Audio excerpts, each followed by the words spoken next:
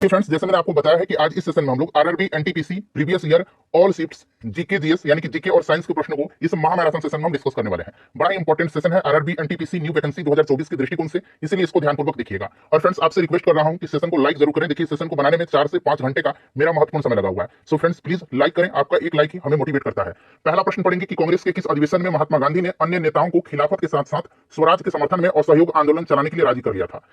तो देखिए friends, right answer यहां पर आप देख सकते हैं, ये ग्रीन टिक लगा हुआ है, यह इसका करेक्ट आंसर होगा। तो देखिए, सितंबर 1920 में कलकत्ता के कांग्रेस अधिवेशन में गांधी जी ने अन्य नेताओं को खिलाफत के साथ साथ स्वराज के समर्थन में एक असहयोग आंदोलन शुरू करने की आवश्यकता के लिए राजी कर लिया था। तो ये कलकत्ता अधिवेशन हो जाएगा, ठीक है, 1920, ध्यान रखेंगे। चलिए फ्रेंड्स, यहां पर हम लोग 300 से अधिक प्रश्नों को डिस्कस करेंगे और आप कहेंगे तो इसी प्रकार से मैं रीजनिंग भी आपको कवर करवा दूंगा, ठीक है ना फ्रेंड्स। देखिए, भौतिक भूगोल की कौन सी शाखा स्थलाकृतियों, उनकी उत्पत्ति एवं संबंधित प्रक्रियाओं के अध्ययन के लिए समर्पित है? RRB NTPC previous year all shifts GK science के प्रश्नों को हम लोग डिस्कस कर रहे हैं। राइट आंसर इसका हो जाएगा भू आकृति विज्ञान, ठीक है ना, जियो मॉर्फोलॉजी। अच्छा, यहां पर आप देख सकते हैं फ्रेंड्स, यहां पर आप देखेंगे मृदा भूगोल यानी कि सॉइल ज्योग्राफी है। तो देखिए, मृदा भूगोल पृथ्वी की सतह पर मिट्टी के निर्माण और वितरण का अध्ययन करता है, ठीक है ना, इस चीज को आप याद रखिएगा। उसके बाद देखिए, जलवायु विज्ञान यानी कि क्लाइमेटोलॉजी। जलवायु विज्ञान भौतिक भूगोल की एक शाखा है जिसके अंतर्गत संपूर्ण पृथ्वी अथवा किसी स्थान विशेष की जलवायु का अध्ययन किया जाता है। जल विज्ञान यानी कि हाइड्रोलॉजी, ठीक है ना, जल विज्ञान का अर्थ पृथ्वी की सतह पर तथा उसके नीचे तथा वायुमंडल में जल के गुणों, वितरण और परिसंचरण से संबंधित विज्ञान है। तो ये सभी पॉइंट्स आप ध्यान रख सकते हैं। चलिए फ्रेंड्स, प्लीज लाइक कर दीजिए सेशन को। देखिए, सेशन को बनाने में 4 से 5 घंटे का मेरा महत्वपूर्ण समय लगा हुआ है, आपके लिए मैंने काफी मेहनत किया हुआ। फ्रेंड्स, प्लीज लाइक जरूर करें और ज्यादा से ज्यादा शेयर करिएगा। देखिए, भारतीय संविधान में शामिल स्वतंत्रता, समानता एवं बंधुत्व का सिद्धांत किस देश के संविधान से लिया गया है?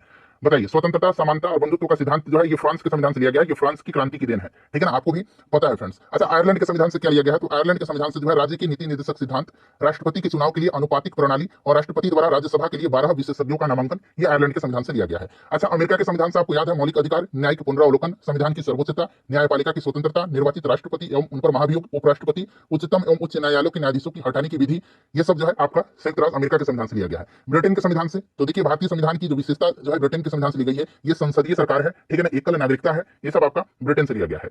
चलिए, उसके बाद देखिएगा कि एयर इंडिया के लोगों में इनमें क्या शामिल है। थोड़ा सा छोटा कर देता हूं ताकि पूरा ऑप्शन आपको दिखाई दे। अब दिख रहा होगा कि एयर इंडिया के लोगों में इनमें से क्या शामिल है। तो देखिए फ्रेंड्स, एयर इंडिया का जो मौजूदा नया लोगो है ना, उसमें यूनिक नारंगी कोणार्क चक्र, एक तो कोणार्क चक्र है, ठीक है ना, उसके साथ एक लाल हंस है, जो लाल सारस है वो है। तो यहाँ पर देखिएगा एक उड़ता हुआ हंस जिसके अंदर कोणार्क चक्र दर्शाया गया और एक महाराजा का भी चित्र है। एयर इंडिया के नया वाले लोगों पर भी, पुराने वाले पर भी था। तो ये सब आप ध्यान रखिएगा, देख सकते हैं किस तरह का यूनिक प्रश्न पूछा जा रहा है। चलिए, उसके बाद देखिएगा कि इनमें से कौन सा अलौह धात्विक खनिज नहीं है। जरा ध्यान से पढ़िएगा, इनमें से कौन सा अलौह धात्विक खनिज नहीं है। वैसे धात्विक खनिज जिनमें लोहा होता है लौह खनिज कहलाते हैं, ठीक है ना, और जिन धात्विक खनिजों में लोहा नहीं होता है उनको अलौह धात्विक खनिज कहा जाता है। जैसे कि यहाँ पर आप देख सकते हैं, तांबा, बॉक्साइट, लेड, ये अलौह धात्विक खनिज है। और खनिज अलौह धात्विक खनिज जो नहीं है, ये अभ्रक है इसमें से, ठीक है, अभ्रक है, याद रखिएगा। चलिए, उसके बाद नेक्स्ट क्वेश्चन हमारा है कि निम्नलिखित में से कौन सा समुद्री ऊर्जा का स्रोत नहीं है। समुद्री ऊर्जा का स्रोत इसमें से कौन सा नहीं है? तो आप देखेंगे, महासागरीय तापीय ऊर्जा है, तरंग ऊर्जा है, ज्वारीय ऊर्जा है, सौर ऊर्जा नहीं है, ठीक है ना, ये सौर ऊर्जा आपका सूर्य से संबंधित है, ठीक है। चलिए, उसके बाद नेक्स्ट क्वेश्चन है हमारा कि जीने का अधिकार यानी कि जो राइट टू लाइफ है ना, ये भारतीय संविधान के किस अनुच्छेद के तहत प्रदान किया गया है? जीने का अधिकार।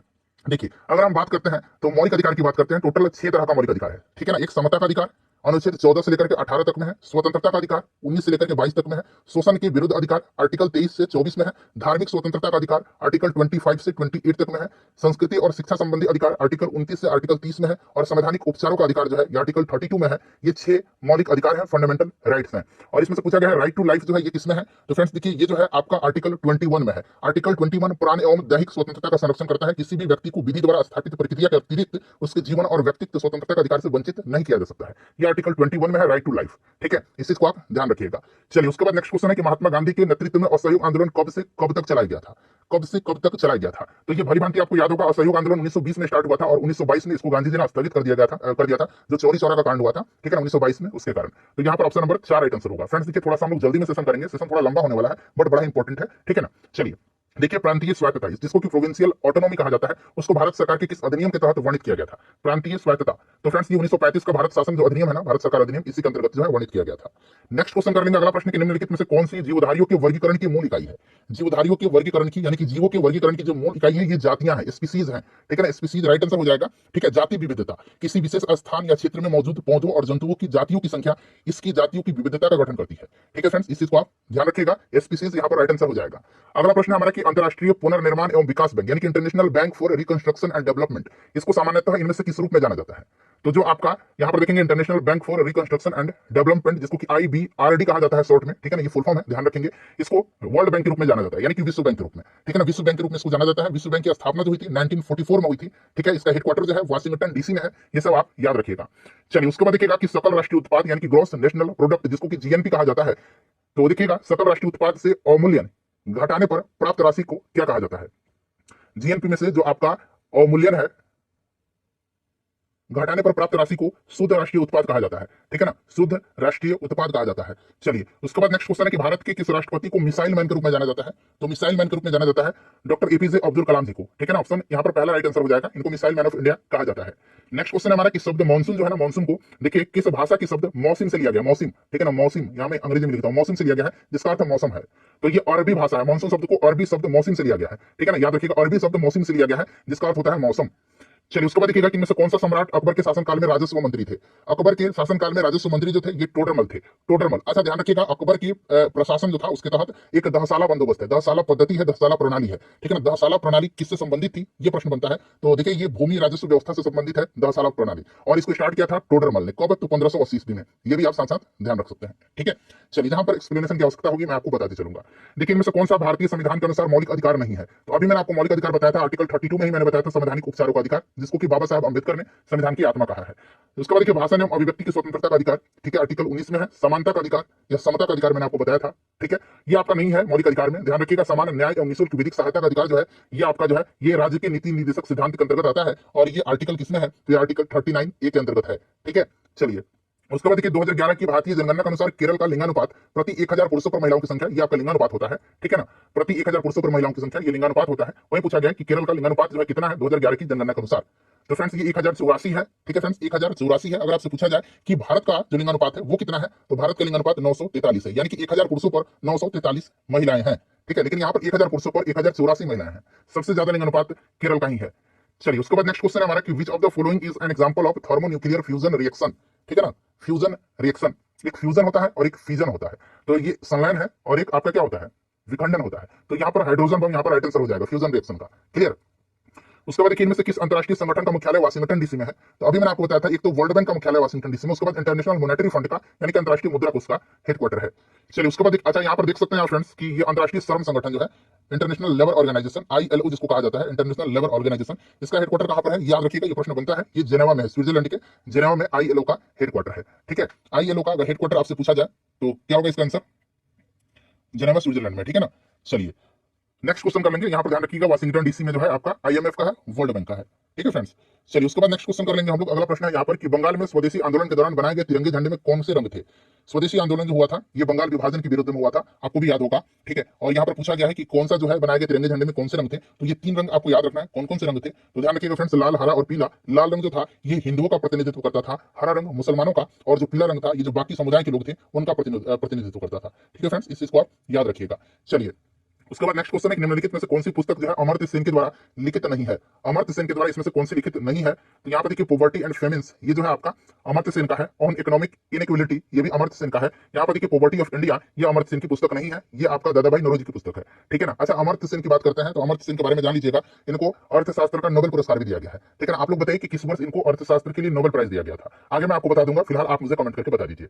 चलिए फ्रेंड्स आगे बढ़ेंगे। नेक्स्ट क्वेश्चन है कि प्रसिद्ध तमिल महाकाव्य शिल्पाधिकारम, ठीक है ना, आपने इस तरह से पढ़ा होगा शिल्पाधिकारम, शिल्पाधिकारम, ठीक है ना, बताइए शिल्पाधिकारम किसकी कृति है। तो शिल्पाधिकारम जो है ये कृति किसकी है, इलांगो अदिगल की ये रचना है, ठीक है ना। एक जो है फ्रेंड्स एक मणिक मेखले है, यहाँ पर मैं लिखता हूँ मणिक मेखले, ये किसकी रचना है, मणि मेखले, ये भी पूछा जाता है। तो ये आपका शीतलय सतनार की है, शीतलय सतनार की है, यहाँ मैं लिखता हूँ शीतलय सतनार की है, ये मणिक मेखले याद रखिएगा, ठीक है ना। और शिल्पाधिकारम जो है ये इलांगो अदिगल की रचना है। चलिए उसके बाद देखिए भारतीय अर्थव्यवस्था में इनमें से किस क्षेत्र को सेवा क्षेत्र के रूप में भी जाना जाता है। तो मैंने कई बार बताया सेवा क्षेत्र के रूप में जो है जो तृतीय क्षेत्र है इसको सेवा क्षेत्र भी कहा जाता है, तृतीय क्षेत्र को, ठीक है, तृतीय क्षेत्र को सेवा क्षेत्र कहा जाता है। चलिए उसके बाद नेक्स्ट क्वेश्चन है कि किस विटामिन सी की कमी से इनमें से कौन सा रोग होता है। विटामिन सी का रासायनिक नाम स्कॉर्बिक एसिड होता है और इसकी कमी से स्कॉर्बी होता है, ठीक है ना। ये आयोडीन की कमी से आपका गंडमाला होता है। दृष्टिहीनता जो है ये आपका रेटिनॉल विटामिन ए का रासायनिक नाम होता है और इसकी कमी से आपको पता है कि रतौंधी वगैरह होता है, जीरोपैलेथेलमिया रोग होता है। बेरी विटामिन B1 की कमी से होता है। चलिए उसमें से किस भारतीय राज्य में हेमेटाइट का सर्वाधिक भंडार मौजूद है। सर्वाधिक भंडार जो है ये उड़ीसा में है हेमेटाइट का, क्लियर। चलिए उसके बाद नेक्स्ट क्वेश्चन देखिएगा कि इस्पात को कठोरीकृत करने के लिए किस रासायनिक तत्व की आवश्यकता होती है। इस्पात को कठोरीकृत करने के लिए यानी कि कठोर बनाने के लिए तो ये मैंगनीज की आवश्यकता होती है, ठीक है। चलिए उसके बाद देख लीजिएगा कि Tata iron and steel company जिसको टिस्को कहा जाता है, इसका निगमन किस वर्ष हुआ था टिस्को का, तो ये 1907 में हुआ था। अगला प्रश्न है फ्रेंड्स कि बाघ संरक्षण हेतु जागरूकता बढ़ाने के लिए जो है वैश्विक बाघ दिवस ग्लोबल टाइगर डे कब मनाया जाता है। ग्लोबल टाइगर डे जो है ये प्रत्येक वर्ष 29 जुलाई के दिन मनाया जाता है। इंपॉर्टेंट क्वेश्चन है, दिवस से बहुत ज्यादा प्रश्न पूछा गया था, डेज से, ठीक है ना, पढ़ के जाइएगा और बेहतरीन तैयारी कराई जाएगी सक्सेस केंद्र यूट्यूब चैनल के माध्यम से, तो जुड़िए, सब्सक्राइब करिए। चलिए, खालसा सेना के सैन्य कमांडर बंदा सिंह बहादुर कब शहीद हुए थे, ये पूछा गया है। बंदा सिंह बहादुर, देखिए गुरु गोविंद सिंह जो सिखों के 10वें गुरु थे, उनके बाद मुगलों के खिलाफ विद्रोह का नेतृत्व इन्होंने किया था, बंदा सिंह बहादुर ने, ठीक है ना। और फर्रुखसियर के शासनकाल के दौरान जो है ये शहीद हुए थे 1716 में। किस मुगल बादशाह के समय में, तो फर्रुखसियर, याद रखिएगा, ठीक है ना। चलिए फ्रेंड्स, उसके बाद नेक्स्ट क्वेश्चन हमारा है, अगला प्रश्न है कि सतत विकास की अवधारणा को इनमें से किस रिपोर्ट द्वारा अस्तित्व में लाया गया था। सतत विकास की अवधारणा को, तो ये आपका कौन सा ब्रटलैंड रिपोर्ट है। और देखिए ये जो ब्रटलैंड रिपोर्ट है सतत विकास के इतिहास में एक ऐतिहासिक दस्तावेज है और इसे 1987 में 1987 में पर्यावरण और विकास पर संयुक्त राष्ट्र विश्व आयोग के द्वारा प्रकाशित किया गया था, ठीक है ना। 1987 में ब्रटलैंड रिपोर्ट को प्रकाशित किया गया था, ये भी आप साथ साथ ध्यान रखेंगे, ठीक है। चलिए उसके बाद देखिएगा कि उर्वरकों के पैक पर जो आपका एनपीके लिखा रहता है उसका मतलब क्या है, तो N for nitrogen, P for क्या होगा, पी फॉर हो जाएगा आपका फास्फोरस और के फॉर पोटेशियम, जो कि आप यहां पर देख सकते हैं, ठीक है ना। तो ऑप्शन नंबर 2 यहां पर राइट आंसर इसका हो जाएगा। चलिए उसके बाद देखिएगा कि सूर्य का चक्कर लगाने वाले चट्टानों के छोटे छोटे टुकड़ों को क्या कहा जाता है। जो छोटे छोटे टुकड़े हैं चट्टान के ना, उनको कहा जाता है उल्का पिंड, ठीक है ना। जो सूर्य की चक्कर लगाते हैं ये उल्का पिंड है, मेटोराइड्स हैं, ठीक है ना, याद रखिएगा। ऑप्शन नंबर यहाँ पर 4 बिल्कुल राइट आंसर दिया है, जिनको क्षुद्र लग रहा होगा, नहीं ये उल्का पिंड है, ठीक है।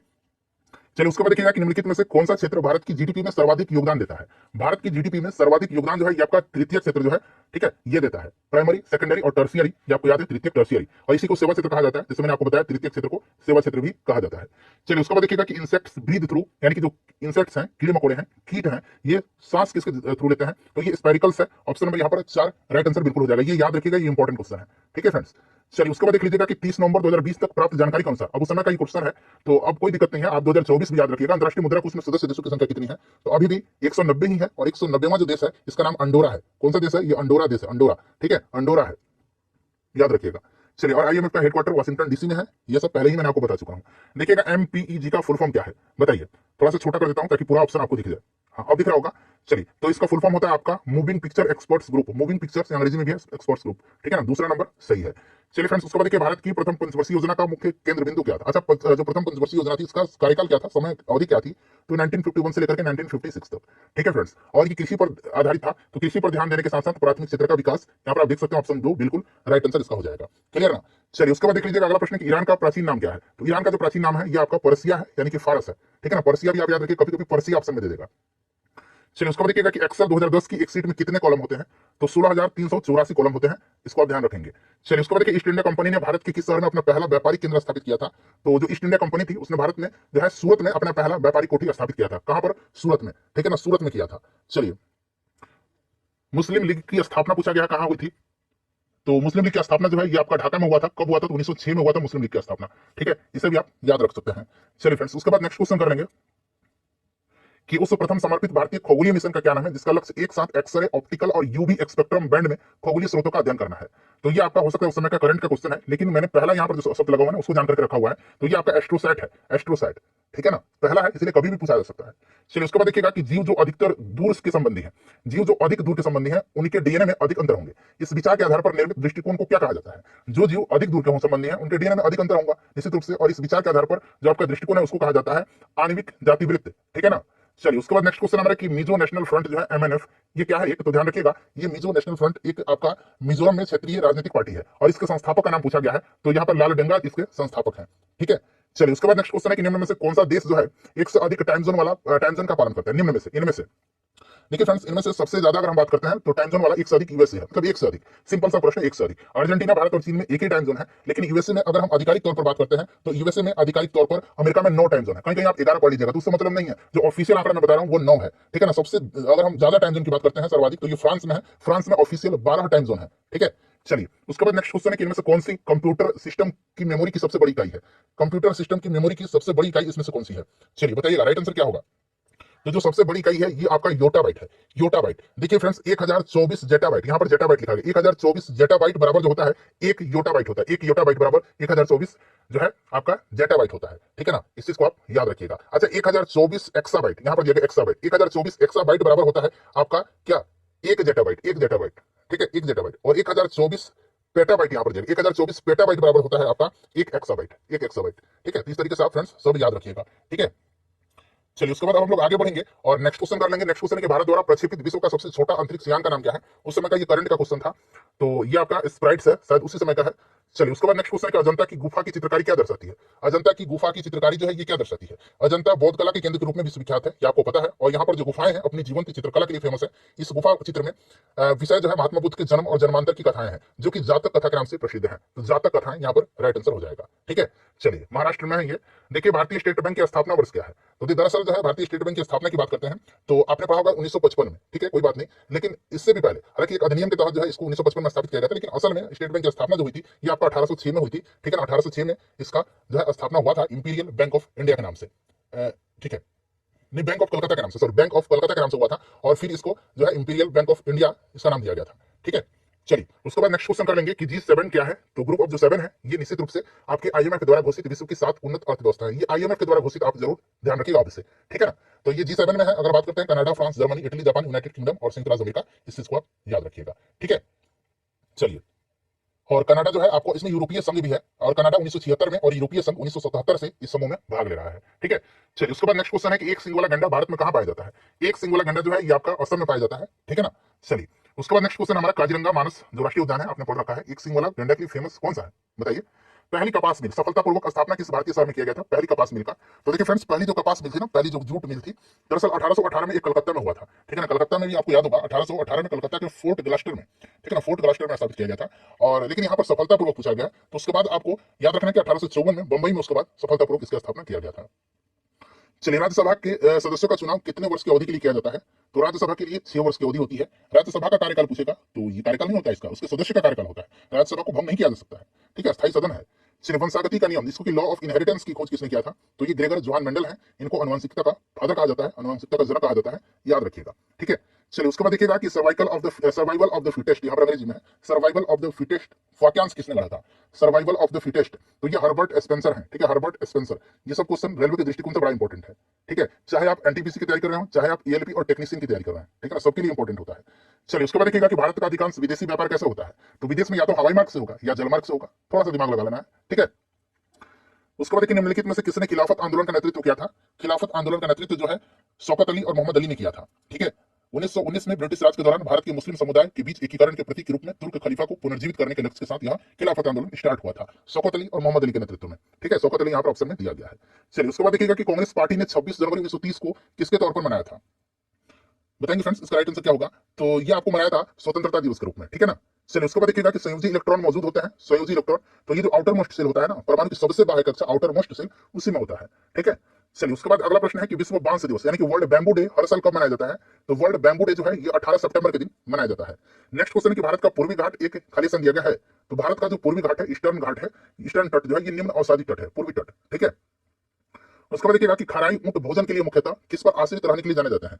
खराई ऊंट भोजन के लिए मुख्यतः खराई ऊंट, ठीक है ना, ये आपके याद रखिएगा जो मैंग्रोव्स हैं, समुद्री खरपतवार है, उन्हीं पर ये आश्रित रहने के लिए फेमस होते हैं, जाने जाते हैं खराई ऊंट। ठीक है, चलिए उसके बाद नेक्स्ट क्वेश्चन है कि उज्बेकिस्तान का कौन सा यात्री ये 11वीं शताब्दी में भारत आया था। अच्छा, अब तत्काल में जो है ये अब उज्बेकिस्तान का हो गया है अलबरनी। ठीक है ना, दरअसल ये फारसी विद्वान था अलबरनी, लेकिन अभी फिलहाल बात करते हैं तत्काल में वर्तमान पोजीशन जो कंट्री का है ये अब उज्बेकिस्तान पड़ता है। ठीक है ना, अलबरूनी फारसी विद्वान था जो महमूद गजनी के साथ अफगानिस्तान और भारत आया था। किताबुल हिंद इसकी रचना है और तहकीक हिंद भी इसी की रचना है। ठीक है, याद रखिएगा। चलिए फ्रेंड्स, उसके बाद नेक्स्ट क्वेश्चन हमारा कि उस प्रसिद्ध भारतीय लेखक का नाम बताइए जिसने कि अनटचेबल और कूली जैसे उपन्यास लिखा था। अनटचेबल और कूली, ठीक है ना, अनटचेबल और कूली, अनटचेबल और कूली, अनटचेबल और कूली जैसा उपन्यास लिखा था। यह मुल्कराज आनंद है, मुल्कराज आनंद। ठीक है, चलिए उसके बाद पूछा गया कि भारत में केंद्रीय औद्योगिक सुरक्षा बल जिसको हम लोग CISF बोलते हैं, ठीक है ना, central industrial security force, clear, इसकी स्थापना पूछा गया किस वर्ष हुआ था। 10 मार्च 1969 को, 10 मार्च 1969 को। ठीक है, ध्यान रखिएगा।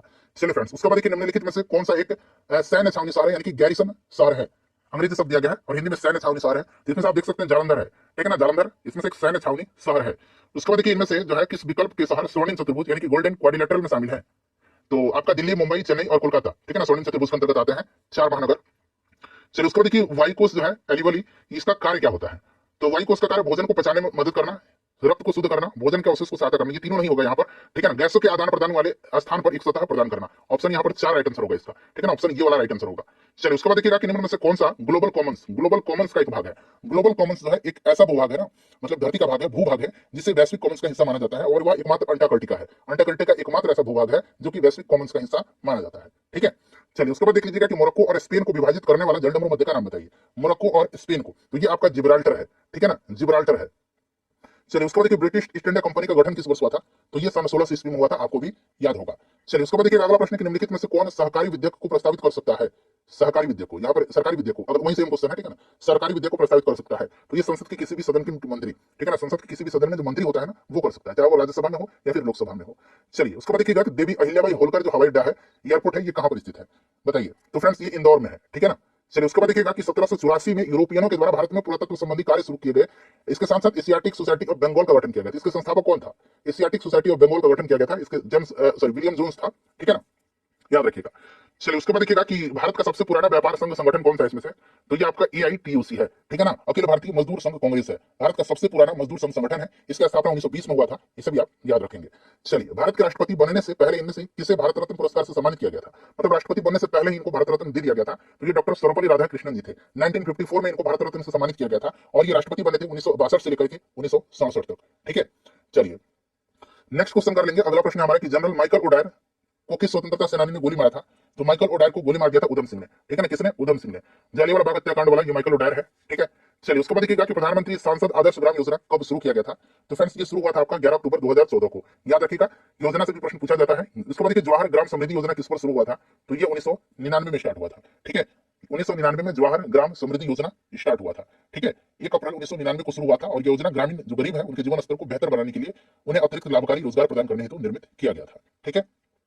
उसके बाद देखिएगा कि सिक्किम के लोगों को उनके अद्भुत मुखौटा नृत्य के लिए जाना जाता है। सिक्किम के नृत्य के इस रूप को क्या कहा जाता है, जिसको हम लोग छम बोलते हैं, क्या बोलते हैं, इसको छम बोला जाता है, ठीक है, इसको छम बोला जाता है। उसके बाद देखिए निम्नलिखित में से किस राज्य की सीमा सबसे अधिक राज्यों और केंद्र शासित प्रदेशों से जुड़ी हुई है, यानी कि कौन सा ऐसा राज्य है जो सबसे ज्यादा राज्यों के साथ या केंद्र शासित प्रदेश के साथ सीमा शेयर करता है, तो ये उत्तर प्रदेश है। उत्तर प्रदेश जो है ये 8 राज्य और एक केंद्र शासित प्रदेश दिल्ली से सीमा साझा करता है। एक दिल्ली हो गया केंद्र शासित प्रदेश, और 8 राज्य उंगली पर काउंट करिए। कौन कौन से ये राज्य हैं, तो उंगली पर करेंगे उत्तराखंड, हिमाचल, झारखंड, छत्तीसगढ़, मध्य प्रदेश, बिहार, हरियाणा और राजस्थान, और एक केंद्र शासित प्रदेश दिल्ली के साथ यह सीमा साझा करता है। चलिए मानचित्र या चार्ट पर मौजूद एक काल्पनिक रेखा या एक रेखा जो समुद्री जल जैसी जल सतह के नीचे समान गहराई वाले बिंदु को दर्शाती है, उसको क्या कहा जाता है, जोड़ती है, उसको क्या कहा जाता है, उसको आइसोबार कहा जाता है, ठीक है ना। समान दाब वाले स्थान को जो मिलाते हैं उसको आइसोबार कहा जाता है, और गहराई वाला आइसोबार होगा। देखिए इसमें से खाली दिया गया मांसाहारी पौधा नहीं है। मांसाहारी पौधा इसमें से आपका कॉर्क स्क्रू, सनड्यू और मंकी कप है, ठीक है ना। इसमें से टाइगर लिली जो है ये मांसाहारी पौधा नहीं है, tiger lily, right answer tiger lily हो जाएगा। चलिए उसके बाद देखिए निम्नलिखित में से कौन सा नवीकरणीय ऊर्जा का एक रूप है, रिन्यूएबल एनर्जी का एक रूप है नवीकरणीय, तो ये सौर ऊर्जा है, सौर ऊर्जा, जल ऊर्जा, मतलब हाइड्रो पावर वाला है, ठीक है। चलिए उसके बाद देखिएगा कि किस ब्रिटिश प्रधानमंत्री ने क्रिप्स मिशन को भारत भेजा था। क्रिप्स मिशन भारत आया था 1942 में, याद रखिएगा। वायसराय लॉर्ड लिनलिथगो था, कौन? लॉर्ड लिनलिथगो था। और स्टैफोर्ड क्रिप्स ब्रिटेन में विंस्टन चर्चिल के जो गठबंधन सरकार थी उसमें श्रम मंत्री थे, और विंस्टन चर्चिल ने ही भेजा था क्रिप्स मिशन को, ठीक है। चलिए उसके बाद देखिएगा कि फुटबॉल के दिग्गज खिलाड़ी जोहान क्रूफ यहाँ पर दिया गया, किस देश के खिलाड़ी हैं, तो ये आपके नीदरलैंड के हैं। उस समय हो सकता है ये चर्चा में दे दिया गया, मैंने वैसे करंट का क्वेश्चन शामिल नहीं किया हुआ है, ठीक है ना। चलिए उसके बाद देखिएगा कि जब प्रकाश प्रिज्म से गुजरता है तो कौन सा रंग सबसे कम विपतित होता है, यानी कि विचलित होता है, तो सबसे कम जिसका तरंग दर सबसे ज्यादा है वो सबसे कम विचलित होगा। लाल का तरंग दर सबसे ज्यादा है इसलिए कम विचलित होता है, जिसका तरंग दर सबसे कम है यानी कि बैगनी का, इसका विचलन सबसे ज्यादा होगा, ठीक है ना। चलिए और ये प्रिज्म से जब प्रकाश गुजरता है, श्वेत प्रकाश, तो ये 7 रंग में विभाजित हो जाता है, इस चीज को आप याद रखिएगा, ठीक है, 7 रंग में। चलिए उसके बाद नेक्स्ट क्वेश्चन है कि कंप्यूटिंग के संदर्भ में एक स्पाइडर क्या है। स्पाइडर क्या है? स्पाइडर, तो स्पाइडर एक प्रोग्राम है जो वेबसाइटों को कैटलॉग तैयार करता है, वेबसाइटों का कैटलॉग तैयार करता है। चलिए उसके बाद देखिएगा कि कप केक, देखिए cupcake, donut, eclair, Froyo और जिंजर ब्रेड विभिन्न खाली संख्या संस्करणों के लिए कूटबद्ध नाम है। किसके लिए नाम है? Cupcake, donut, eclair, Froyo और जिंजर ब्रेड, तो ये एंड्रॉइड का, क्लियर। चलिए उसके बाद देखिएगा कि बांसों में फूल आना किसका कारण बनता है, बताइए, तो राइट आंसर हो जाएगा यहाँ पर चूहों की आबादी में वृद्धि का कारण, ठीक है। चलिए उसके बाद देखिएगा कि निम्नलिखित में से देखिए कौन सा भारतीय स्मारक यूनेस्को की विश्व धरोहर स्थलों की सूची में शामिल है, कौन सा इसमें से शामिल है, तो इसमें से खजुराहो शामिल है, खजुराहो शामिल है इसमें। और देखिए खजुराहो को जो है 1986 में जो है यूनेस्को की विश्व धरोहर स्थल की सूची में शामिल किया गया था। अगला प्रश्न है कि निम्नलिखित राष्ट्रवादी नेताओं में से कौन मराठी समाचार पत्र केसरी के संपादक और संस्थापक थे। केसरी और मराठा, ठीक है ना, ये बाल गंगाधर तिलक की है, लोकमान्य बाल गंगाधर तिलक। चलिए उसके बाद देखिएगा कि यूरोपीय संघ की प्रेरक शक्ति और कार्यकारी निकाय क्या है, तो फ्रेंड्स यह यूरोपीय आयोग, यूरोपीय कमीशन, ठीक है ना। चलिए उसके बाद देखिएगा कि निम्नलिखित में से किस पादप समूह में फल के अंदर बीज मौजूद होते हैं। फल के अंदर बीज होता है यह आवृत बीजी में, ठीक है ना, फल के अंदर बीज होता है आवृत बीजी में, ठीक है। एक आवृत्ति विधि होता है, एक अनावृत्ति विधि होता है, तो इसका उल्टा अनावृत्ति विधि हो जाएगा। चलिए देखिए, माइकल जैक्सन के 1991 के हिट गाना है ब्लैक और व्हाइट, गाना का नाम है ब्लैक और व्हाइट, 1991 में माइकल जैक्सन का हिट गाना है। उसके म्यूजिक वीडियो में प्रस्तुत एकमात्र भारतीय नृत्य का जो रूप है वो कौन सा था? तो ये आपका ओडिसी था। ओडिसी कहाँ का शास्त्रीय नृत्य है? तो उड़ीसा का, ठीक है ना। कथकली कहाँ का है? केरल का। कथक उत्तर भारत का, भरतनाट्यम तमिलनाडु का। चलिए उसके बाद देखिए, भारतीय संसद के पहले स्पीकर कौन है? तो भारतीय संसद के स्पीकर पूछा गया, यानी कि लोकसभा का स्पीकर होता है, ठीक है, ये जीबी मावलंकर थे, गणेश वासुदेव मावलंकर। नेक्स्ट क्वेश्चन हमारा कि हेनरी बैकुलर जो थे, इन्होंने किसकी खोज किया था? हेनरी बैकुलर ने रेडियो एक्टिविटी का खोज किया था, रेडियो धर्मिता का खोज किया था। अवरक्त विकिरण की खोज हर्षल ने किया था, परावैज्ञानिक का खोज रिटर ने किया था, और एक्सरे का खोज रंगन ने किया था। चलिए उसके बाद नेक्स्ट क्वेश्चन हमारा, इनमें से किसे भारत में सिविल सेवाओं के जनक के रूप में जाना जाता है? भारत में सिविल सेवाओं के जनक के रूप में जाना जाता है लॉर्ड कॉर्नवालिस को। कॉर्नवालिस यहाँ पर राइट आंसर हो जाएगा, ठीक है। चलिए उसके बाद नेक्स्ट क्वेश्चन है कि हांगुल, जिसको कश्मीरी बारहसिंगा कहा जाता है, किस वन्यजीव अभयारण्य राष्ट्रीय उद्यान में पाया जाता है? हांगुल पाया जाता है दाचिगम अभयारण्य में, जम्मू कश्मीर में है दाचिगम नेशनल पार्क, ठीक है। चलिए सार्क जो है, सार्क इसका सार्क का अंग्रेजी में अगर हम बात करते हैं तो क्या होता है इसका अंग्रेजी में नाम? सार्क का अंग्रेजी में होता है south Asian association of regional corporation. Hindi में इसको कहा जाता है दक्षिण एशियाई क्षेत्रीय सहयोग संगठन, और हिंदी में इसको शॉर्ट में दक्षेस कहा जाता है। इसका स्थापना कब हुआ था? तो इसका स्थापना जो हुआ था फ्रेंड्स, ये 1985 में बांग्लादेश के ढाका में हुआ था, और इसमें 8 सदस्य देश हैं। कौन कौन से? तो इसमें सबसे पहले अगर बात करते हैं तो अपना प्यारा भारत, भूटान, बांग्लादेश, अफगानिस्तान, मालदीव, नेपाल, पाकिस्तान और श्रीलंका है, ठीक है। चलिए उसके बाद नेक्स्ट क्वेश्चन है कि पश्चिमी घाट में निम्नलिखित में से कौन सी स्थानिक प्रजाति नहीं पाई जाती है? नहीं पाई जाती है, बताइए। तो नीलगिरी, नीलगिरी यहाँ पर जो है नीलगिरी तोहार, नीलगिरी लंगूर, ब्राउन पाम सिमेंट भी पाया जाता है, हिस्पिड हरे नहीं पाया जाता है, ठीक है। उसके बाद देखिएगा कि हिमालय में धौलाधार पर्वतमाला किसका एक भाग है? धौलाधार पर्वतमाला जो है ये निम्न हिमालय का भाग है, ठीक है। चलिए उसके बाद देखिएगा कि निम्नलिखित में से कौन सी एक इनपुट डिवाइस है? तो इसमें से इनपुट डिवाइस आपका माउस हो जाएगा, इनपुट डिवाइस, ठीक है। चलिए उसके बाद देखिए, सहारा रेगिस्तान कहाँ पर है? तो ध्यान रखिएगा यहाँ पर दक्षिण और उत्तर दोनों अफ्रीका दिया गया है, ठीक है ना। तो यहाँ पर उत्तर अफ्रीका याद रखिएगा, ठीक है ना, उत्तर अफ्रीका में है, उत्तर अफ्रीका में है। चलिए उसके बाद नेक्स्ट क्वेश्चन हमारा कि उन पशुओं को क्या कहा जाता है जो पौधों और पशुओं दोनों को खाते हैं? पौधों को भी खाते हैं, पशुओं को भी, इनको सर्वाहारी कहा जाता है, ठीक है। नेक्स्ट कंप्यूटर की प्राथमिक मेमोरी कौन सी होती है? तो ये रैम होती है, रैंडम एक्सेस मेमोरी, ठीक है ना। चलिए उसके बाद देखिएगा कि कैंडुली उत्सव जो है, कैंडुली फेयर, ये किस राज्य में आयोजित किया जाता है? कैंडुली, तो कैंडुली अंग्रेजी में यहाँ पर देखिए कैंडुली फेयर, ये पश्चिम बंगाल में, वेस्ट बंगाल में आयोजित किया जाता है। अगला प्रश्न हमारा कि Tata institute of fundamental research कहाँ पर स्थित है? Tata institute of fundamental research, तो ये मुंबई में है, ठीक है। चलिए उसके बाद देखिए, अंतर्राष्ट्रीय श्रम संगठन की स्थापना कब हुई थी? तो 1919 में हुई थी, 28 जून के दिन। हेडक्वार्टर स्विट्जरलैंड के जेनेवा में है। नेक्स्ट क्वेश्चन है कि 11 अप्रैल से 19 मई 19 तक जो है 2019 तक की अवधि के दौरान आयोजित जो लोकसभा चुनाव हुआ था, कितने चरण में हुआ था? तो ये 7 चरण में हुआ था, 2019 वाला लोकसभा चुनाव। और अभी 2024 वाला आप याद रखेंगे, ये भी 7 चरण में ही हुआ था, ठीक है। उसके बाद देखिएगा कि 11वीं पंचवर्षीय योजना के अनुसार सकल घरेलू उत्पाद यानी कि जीडीपी की लक्षित वार्षिक औसत विकास दर कितनी है? तो यहाँ पर दे रखा है 9%। चलिए उसके बाद देखिए, इनमें से किसे आर्थिक विज्ञान के लिए नोबेल पुरस्कार से सम्मानित किया गया था? आर्थिक विज्ञान के लिए नोबेल पुरस्कार से, तो ये अमर्त्य सेन है। और मैंने आपसे पूछा भी था कि अमर्त्य सेन को कब जो है नोबेल पुरस्कार दिया गया था? तो याद रखिएगा 1998 में जो है इनको कल्याण अर्थशास्त्र के योगदान के लिए आर्थिक विज्ञान में नोबेल पुरस्कार इनको दिया गया था। उसके बाद देखिए, मृगनयनी का महल कहां पर स्थित है? मृगनयनी का महल, तो ये ग्वालियर मध्य प्रदेश में है।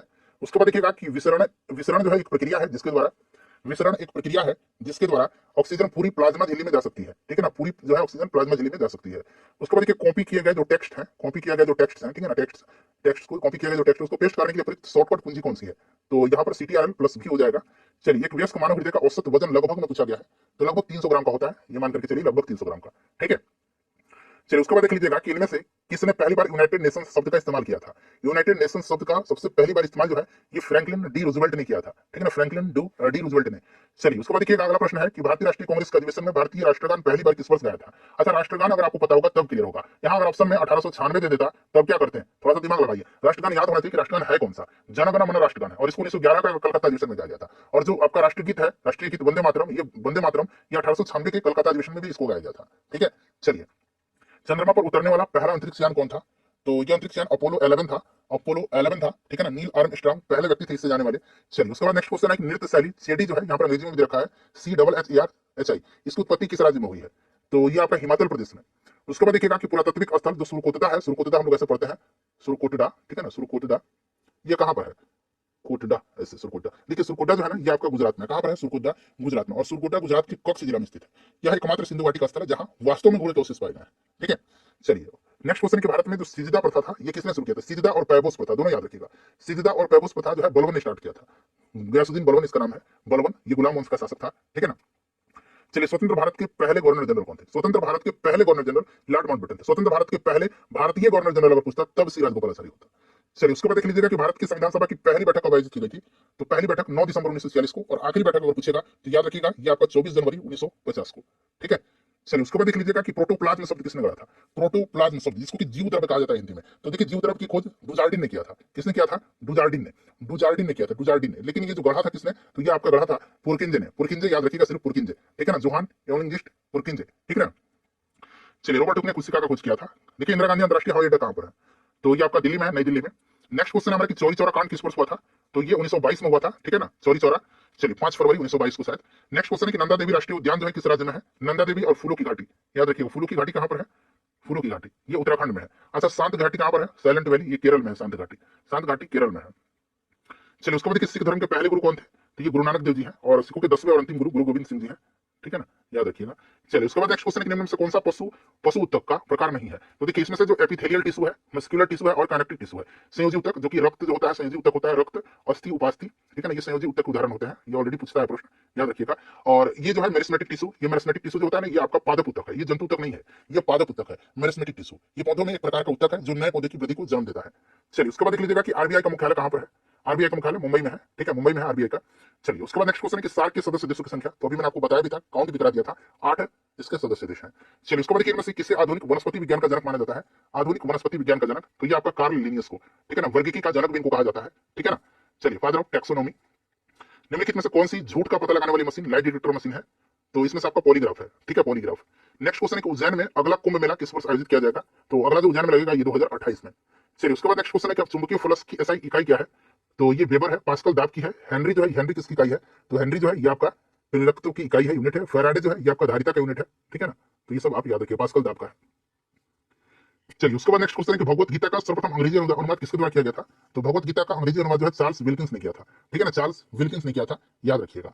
चलिए उसके बाद देखिएगा कि लखनऊ में 1857 की क्रांति का नेतृत्व किसने किया था? लखनऊ से बेगम हजरत महल ने किया था। कुंवर सिंह ने बिहार से किया था, तात्या टोपे और नाना साहब ने कानपुर से किया था।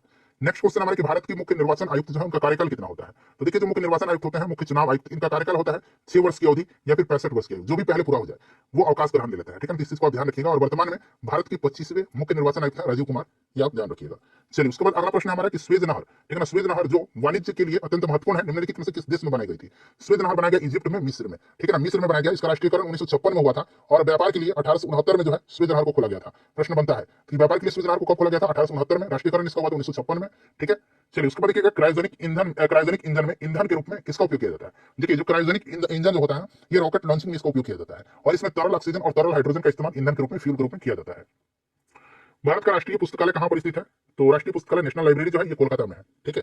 चलिए उसके बाद देख लीजिएगा कि निम्नलिखित में से कौन सा कंप्यूटर वायरस दस्तावेज की फॉर्मेटिंग को नुकसान पहुंचाता है और इसे एडिट करने की अनुमति नहीं देता है? तो फ्रेंड्स ये माइक्रो वायरस है। कौन सा है? माइक्रो वायरस है।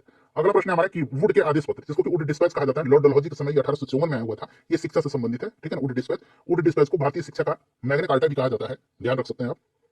Which among the following is a saprophytic fungus? तो इसमें से सैप्रोफिटिक फंगस जो है ये पेनिसिलियम है। कौन सा है? पेनिसिलियम है। अगला प्रश्न करेंगे कि एक ईबी किसके बराबर होता है? एक ईबी यानी कि एक एक्साबाइट बराबर 1024 पेटाबाइट, 1024 पेटाबाइट्स, ठीक है, ठीक है। ये आपका ईबी यानी कि एक्साबाइट है, एक्साबाइट, क्लियर, ध्यान रखना आपको। अच्छा यहाँ पर देख लीजिएगा कि एक पेटाबाइट, एक पेटाबाइट, अब जान लीजिए ये तो हो गया एक ईबी बराबर 1024 पीबी। अच्छा एक पीबी अगर पूछेगा एक पेटाबाइट बराबर, तो एक पेटाबाइट बराबर 1024 टेराबाइट होगा, 1024 टेराबाइट होगा, ठीक है। अच्छा एक टेराबाइट अगर पूछते, एक टेराबाइट बराबर कितना होगा? तो एक टेराबाइट बराबर होगा 1024 मेगाबाइट, 1024 मेगाबाइट, ठीक है ना, ये याद रहेगा आपको। चलिए उसके बाद देखिएगा कि यूएनओ के पहले महासचिव कौन थे जो अफ्रीका महाद्वीप से संबंधित थे? तो ये बुतरस बुतरस गाली, ये इजिप्ट के हैं, ये संबंधित है, ठीक है, मिस्र के हैं, बुतरस बुतरस गाली। निम्नलिखित में से देखिए कौन सी उन 3 नदियों में से एक नहीं है जिनका पारस्परिक प्रभाव उत्तर भारतीय मैदानों के निर्माण के लिए उत्तरदायी है? तो नहीं पूछा गया, तो ये गोदावरी है, ये दक्षिण भारत की है, ठीक है ना। गोदावरी, गोदावरी को दक्षिण गंगा कहा जाता है और दक्षिण भारत की गंगा पूछेगा तो कावेरी को कहा जाता है और दक्षिण गंगा अगर पूछ लेगा तो गोदावरी होगा। चलिए उसके बाद देख लीजिएगा कि नॉर्वे के स्वालबार्ड में निर्मित अंतर्राष्ट्रीय आर्कटिक अनुसंधान केंद्र, अनुसंधान केंद्र ही है, एक बेस है जो कि कहां पर? नौ अलसंड पर, नहीं, और नौ अलसंड पर स्थित है। भारत के पहले अनुसंधान केंद्र का नाम है। कहां पर? तो ये आपका हिमाद्री है, ठीक है ना, आर्कटिक में। अच्छा अंटार्कटिक में मैत्री, दक्षिण गंगोत्री और भारती, इसको भी आप साथ साथ याद रखिएगा। आर्कटिक में पूछा तो हिमाद्री होगा, अंटार्कटिक पूछेगा तो याद रखिएगा, ये सब होगा, ठीक है। चलिए उसके बाद देख लीजिएगा कि राष्ट्रीय कवि रामधारी सिंह दिनकर को उनकी किस रचना के लिए ज्ञानपीठ पुरस्कार दिया गया था? तो रामधारी सिंह दिनकर को जो है ज्ञानपीठ दिया गया था 1972 में, ठीक है ना, और ये उर्वशी के लिए दिया गया था, ठीक है। चलिए उसके बाद नेक्स्ट क्वेश्चन है हमारा कि किस देश ने 2019 में G20 शिखर सम्मेलन की मेजबानी की? दरअसल इस प्रश्न का रखने का उद्देश्य यह है कि पिछले साल भारत ने किया था और इस साल 2024 में जो है ये आपका ब्राजील में इसका आयोजन किया जाएगा, ब्राजील में, ठीक है। तो अब 2024 वाला आप याद रखिएगा। देखिए काली मिट्टी मुख्यतः इनमें से किस राज्य में पाई जाती है? मुख्यतः यहाँ पर शब्द लगा हुआ है तो महाराष्ट्र में, सबसे ज्यादा विस्तार महाराष्ट्र में ही है। और काली मिट्टी को रेगुर मिट्टी कहा जाता है और काली मिट्टी में जो है कपास की खेती बड़ी अच्छी होती है, क्लियर। चलिए उसके बाद देख लीजिएगा कि भारत का पहला पोशाक संग्रहालय यानी कि कॉस्ट्यूम म्यूजियम जो है किस राज्य में है, तो ये आपका गोवा में है। ठीक है, उसके बाद देखिएगा कि वाहनों में रियर व्यू विंग मिरर के रूप में किस प्रकार के दर्पण का उपयोग किया जाता है, तो आपका रियर व्यू मिरर के रूप में आपका उत्तल दर्पण का इस्तेमाल किया जाता है। हेडलाइट में अवतल दर्पण का उपयोग किया जाता है। चलिए उसके बाद देख लीजिएगा कि भौतिक अनुसंधान प्रयोगशाला जिसको कि हम लोग पीआरएल बोलते हैं, जो अंतरिक्ष एवं इससे संबंधित विज्ञानों के लिए एक राष्ट्रीय अनुसंधान संस्थान है, ये कहां पर स्थित है? जो पीआरएल है ना, ये अहमदाबाद गुजरात में है। चलिए उसके बाद नेक्स्ट क्वेश्चन है कि कर्मचारी राज्य बीमा निगम ईएसआईसी जो है, ईएसआईसी जिसको कि हम लोग ईएसआईसी हिंदी में कर्मचारी राज्य बीमा निगम बोलते हैं, ये किससे संबद्ध कर्मचारियों की चिकित्सा लाभ के संबंध में सामाजिक सुरक्षा प्रदान नहीं करता है? तो ये नहीं किसको करेगा? ईएसआईसी, तो जो आपका बहुराष्ट्रीय कंपनी है, मल्टीनेशनल है, उसमें। चलिए उसके बाद नेक्स्ट क्वेश्चन कर लेंगे हम लोग कि किस ताप पर जल का घनत्व अधिकतम होता है, तो जल का घनत्व 4 डिग्री सेंटीग्रेड पर अधिकतम और आयतन इसी पर न्यूनतम होता है। दोनों तरीके से याद रखिएगा। तो आपको पता है यहाँ केल्विन में दिया गया, तो केल्विन में करने के लिए हम लोग 273 केल्विन प्लस हम लोग सेंटीग्रेड जोड़ देते हैं, तो जैसे ही इसमें 4 जोड़ेंगे तो 277 हो जाएगा। ये फॉर्मूला आपको याद रखना पड़ेगा कन्वर्जन वाला। चलिए उसके बाद नेक्स्ट क्वेश्चन है कि 1947 से पहले भारत में 26 जनवरी को क्या कहा जाता था? देखिए प्रश्न 2 बार पूछ लिया गया है, स्वतंत्रता दिवस मनाया जाता था उस समय। ठीक है, चलिए उसके बाद देखिएगा कि प्रधानमंत्री उज्ज्वला योजना का शुभारंभ कब हुआ था, तो प्रधानमंत्री उज्ज्वला योजना का शुभारंभ 1 मई 2016 को हुआ था। ठीक है, प्रधानमंत्री उज्ज्वला योजना का शुरुआत। जनधन योजना का शुरुआत हुआ था 28 अगस्त 2014 को, जनधन योजना का शुरुआत। अच्छा, मेक इन इंडिया की शुरुआत हुई थी आपका 25 सितंबर 2014 को, तो ये भी आप याद रखिएगा 25 सितंबर 2014 को। देखिए सूर्य के वास्तव में क्षितिज के ऊपर से गुजरने और हमारे द्वारा पृथ्वी पर इसकी छवि देखने में सक्षम होने के बीच कितना समय होता है? तो सूर्यास्त और सूर्योदय के मतलब सूर्योदय के 2 मिनट पहले और सूर्यास्त के 2 मिनट बाद तक सूर्य हमें दिखाई देता है क्षितिज पर। चलिए 2 मिनट हो जाएगा। चलिए उसके बाद देखिए खाली स्थान दिया गया है, किसी भी विधेयक को धन विधेयक घोषित करने का निर्णय कौन लेता है? तो ये कई दफा मैंने आपको बताया कि यह निर्णय लोकसभा के अध्यक्ष का होता है, लोकसभा के स्पीकर का होता है। धन विधेयक आर्टिकल 110 में है। निम्नलिखित में से किसका निर्माण सम्राट अशोक ने नहीं करवाया था? तो आगरा का किला, फतेहपुर सीकरी सम्राट अकबर ने, सॉरी अशोक नहीं अकबर ने, लगातार बोलने के कारण ऐसा हो रहा है। तो ये बुलंद दरवाजा अकबर का बनाया हुआ है। दिल्ली का जामा मस्जिद ये आपका शाहजहां ने इसका निर्माण करवाया है। ग्रेनाइट चट्टानें किस प्रकार की चट्टानें होती हैं? तो ग्रेनाइट चट्टान अंतर्भेदी अग्नि चट्टान होती है, इस चीज को याद रखिएगा। अंतर्भेदी अग्नि चट्टान, अंतर्भेदी और बहिर्भेदी दे देगा, तो क्या लगाएगा? अंतर्भेदी ध्यान रखा, अग्नि चट्टान तो याद रखना ही रखना, अंतर्भेदी अग्नि चट्टान। चलिए अर्थ आवर प्रोग्राम कब शुरू हुआ था? तो अर्थ आवर शुरू हुआ था आपका ऑस्ट्रेलिया में शुरू हुआ था ये, और पहला अर्थ आवर डे मनाया गया था आपका 2007 में। 2007 यहाँ पर राइट आंसर होगा। चलिए सुंदरवन का डेल्टा निम्नलिखित में से किन नदियों के द्वारा निर्मित है? सुंदरवन का डेल्टा, तो फ्रेंड्स ये गंगा और ब्रह्मपुत्र नदी का, गंगा और ब्रह्मपुत्र यहाँ पर राइट आंसर हो जाएगा। चलिए उसके बाद देखिएगा खाली स्थान दिया गया है, खाली स्थान उसके बाद देखिए बाद से भारत में आर्थिक सर्वेक्षण को केंद्रीय बजट से अलग कर दिया गया था। तो आर्थिक सर्वेक्षण को केंद्रीय बजट से अलग कर दिया गया था आपका 1964 में ही, ठीक है ना, 1964 में ये अलग कर दिया गया था।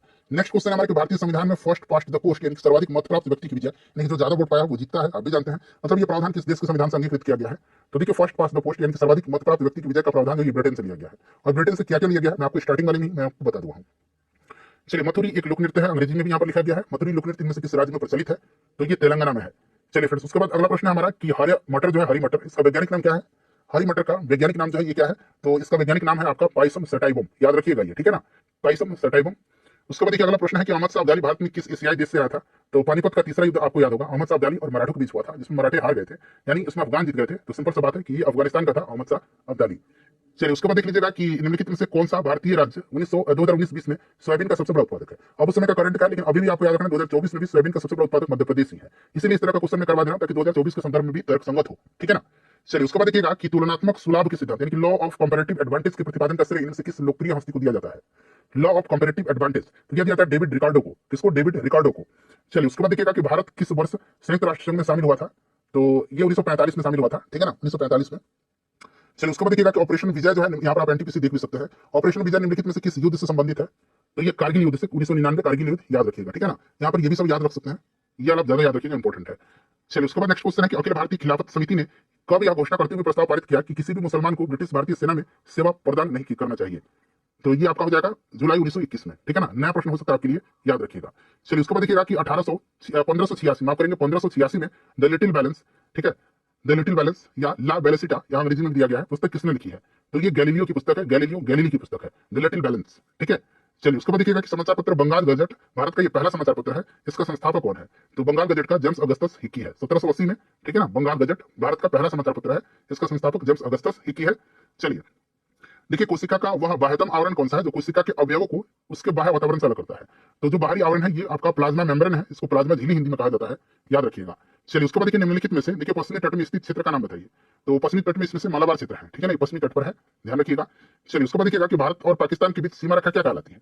भारत और पाकिस्तान के बीच में रेड क्लिफ है। मेन रहीम रेखा जो है ये किसके बीच में है? मेन रहीम रेखा, तो ये फिनलैंड और रूस के बीच में है। हिंडनबर्ग जो है आपका जर्मनी और पोलैंड के बीच में है। डुरंड जो है ये पाकिस्तान और अफगानिस्तान के बीच में है। चलिए उसके बाद अगला प्रश्न है हमारा कि निम्नलिखित में से कौन सा केरल का एक पारंपरिक रंगमंच है जहां 8 दिनों में 8 नाटक प्रदर्शित किए जाते हैं? 8 दिनों में 8 नाटक 8 दिनों में 8 नाटक जो है 8 नाटक प्रदर्शित किए जाते हैं। तो फ्रेंड्स ये कृष्णाटम है, ठीक है ना, कृष्णाटम है, याद रखिएगा। अच्छा मार्च कहाँ का है, तो मार्च मध्य प्रदेश का है, ठीक है ना, मार्च मध्य प्रदेश का है, याद रखिएगा। और यहाँ पर देखिएगा थिरुकुथु जो है ये कहाँ का है, थिरुकुथु ये तमिलनाडु का है, ये तमिलनाडु का है, यक्षगान कर्नाटक का है, ठीक है। चलिए उसके बाद नेक्स्ट क्वेश्चन है कि निम्नलिखित में से किस अनुच्छेद में समानता की अवधारणा को परिभाषित किया गया है, तो ये आपका आर्टिकल 14 है, क्लियर। चलिए उसके बाद नेक्स्ट क्वेश्चन है हमारा कि पूर्वोत्तर भारत की निम्नलिखित में से कौन सी झील मीठे पानी की सबसे बड़ी झील है पूर्वोत्तर भारत की, तो ये लोकटक झील है जो कि कहां पर है, मणिपुर में है, कहां पर है, मणिपुर में। अच्छा पुलिकट झील कहां पर है, तो ये आंध्र और तमिलनाडु के बॉर्डर पर है। डल झील कश्मीर में है, कोलिरू झील आंध्र प्रदेश में है।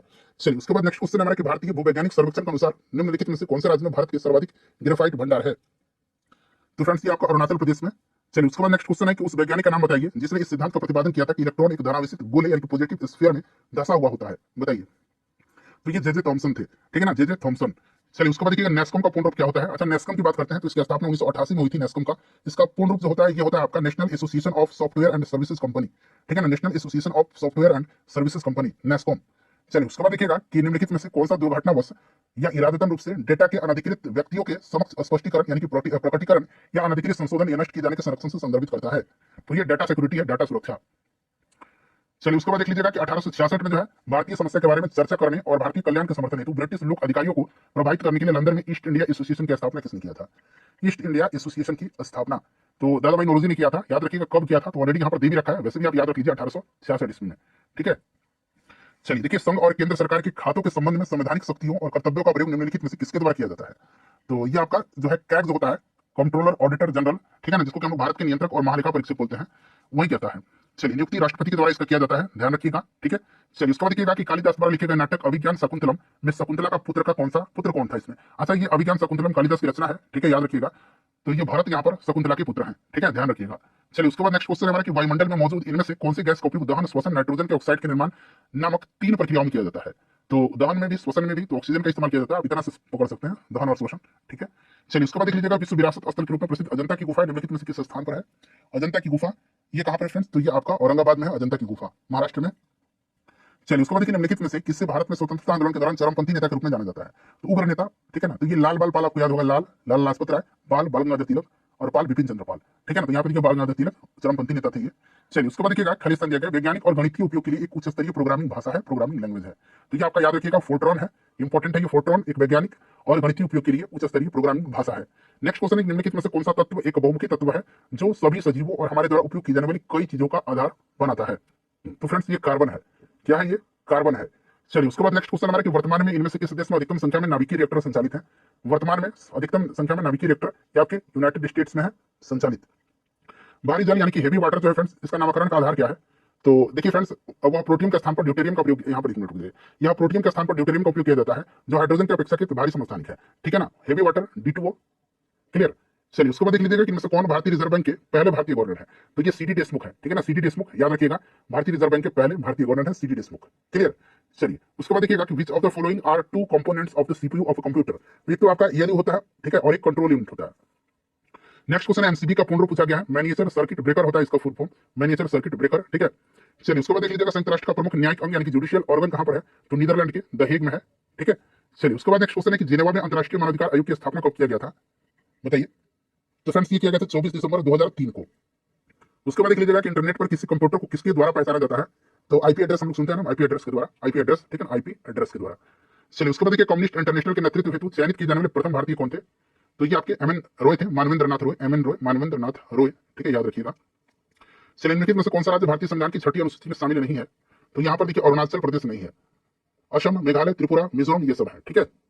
चलिए 1600 से 1700 की अवधि के धार्मिक शिक्षक मियां मीर किस राज्य से संबंधित थे, तो मियां मीर पंजाब से, ठीक है।